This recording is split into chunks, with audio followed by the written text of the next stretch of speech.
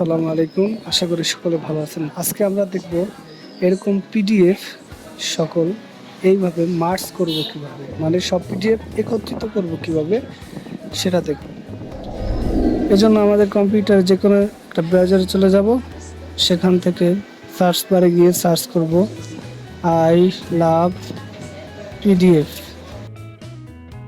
এরপর আমাদের সামনে এরকম একটি ওয়েবসাইট চলে আসবে। এখানে আই লাভ পিডিএফ এর অসংখ্য টুল রয়েছে, আপনাদের যে কোনো কাজে আপনারা ব্যবহার করতে পারেন। এখান থেকে চলে যাব আমরা সর্বপ্রথম মার্জ পিডিএফ।